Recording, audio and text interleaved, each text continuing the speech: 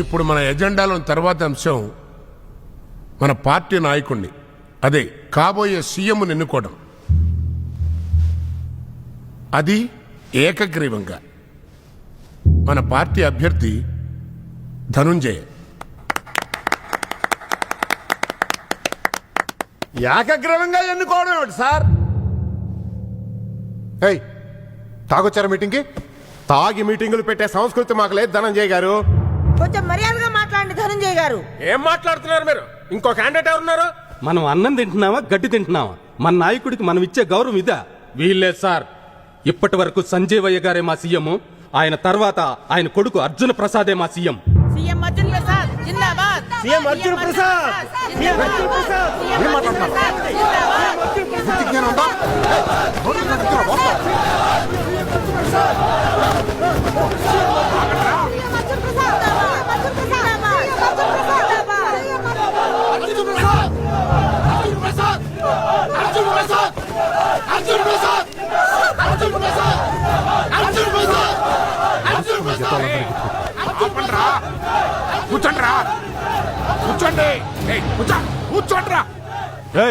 ఆపండి, ఆపండి, కూర్చోండ్రా.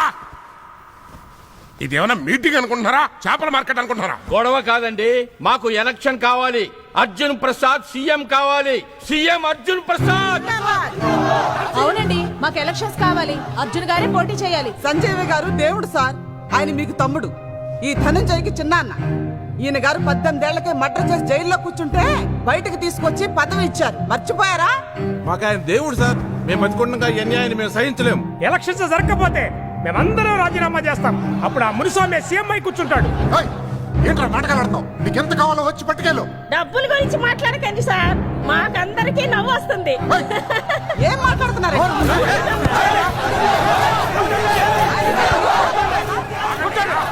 ఇక మన పదవులకి ఏం ఢోకా లేదు. ఎందుకు అనవసరంగా గోల్ చేస్తారు? ఎందుకు అరుస్తారు? ఎందుకు ఊరినే కేకలు పెడతారు? పిచ్చి కింద అర్జున్ గారు సీఎం అంటే బచ్చగాడు. మీకు కావలసిన పిలిపిస్తాను, మాట్లాడండి.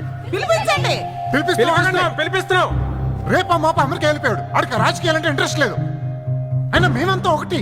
ఇది మా కుటుంబానికి సంబంధించిన విషయం. మీరు మధ్యలో రాజకీయాలు పెడతారు? ఒకసారి పిలిపించండి. పిలిపించబోయా. రెచ్చిపోయే వీళ్ళందరికీ వాడే సమాధానం చెప్తాడు. రేపు ఈ స్టేట్ కి నేనే కాబోయే సీఎం అని వాడిని చెప్పిస్తాను. 3000 ఉన్నాయి. ఇదిగో. ఏంటి? లోపల ఏం జరుగుతుందో చెప్పు. నేను చెప్పినట్టు ఎవరికి చెప్పొద్దండి. పర్వాలేదు, చెప్పు. లోపల గలాట జరుగుతుంది. Flashing news. Arjun Prasad background immediately. ముందు నుంచి అనుకుంటున్నట్టుగా సంజీవయ్య గారి రాజకీయ వారసుడు కాబోయే ముఖ్యమంత్రి ధనుంజయ అవుతాడని అటు రాజకీయ వర్గాలు, ప్రజలు, ఇటు మీడియా కూడా ముందు నుంచి అనుకుంటూ వస్తోంది. కానీ అనుకోని సంఘటనల నేపథ్యంలో అనూహ్యంగా ఒక కొత్త వ్యక్తి పేరు తెరపైకొచ్చింది. ఆ కొత్త వ్యక్తి కూడా ఏ డిప్యూటీ సీఎం, హోమ్ మినిస్టర్ అయితే ఏమో అనుకోవచ్చు. కానీ ఆ కొత్త వ్యక్తి సంజీవయ్య గారి కుమారుడు, ఎటువంటి రాజకీయ అనుభవం లేనటువంటి అర్జున్ ప్రసాద్.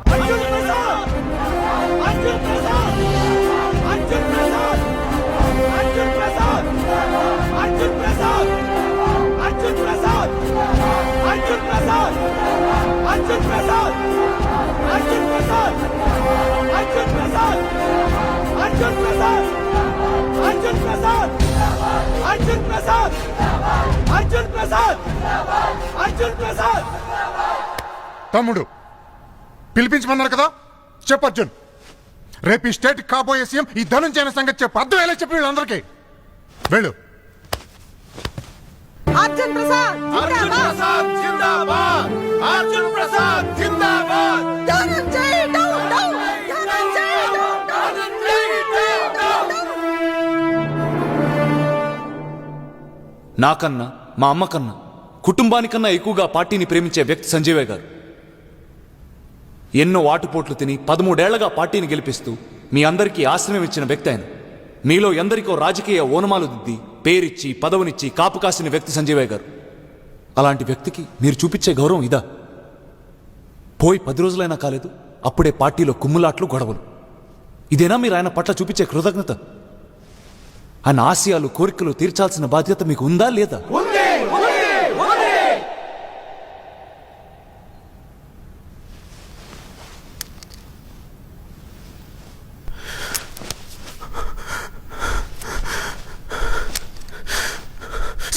भैया अमर रहे अमर रहे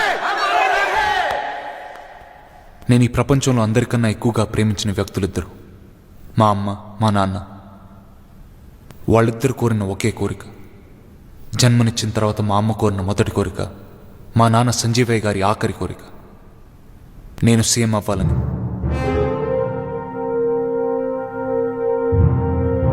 CM Arjun Prasad CM Arjun Prasad CM Arjun Prasad CM Arjun Prasad CM Arjun Prasad CM Arjun Prasad CM Arjun Prasad Sanjeevaiah గారు మీకోసం ప్రాణాలు అర్పించిన మీ నేత, అతి కిరాతకంగా చంపబడిన నా తండ్రి. ఇలాంటి వ్యక్తి ఆఖరి కోరిక తీర్చాల్సిన బాధ్యత మీకు ఉందా లేదా అన్న నిర్ణయం మీరు తీసుకోండి.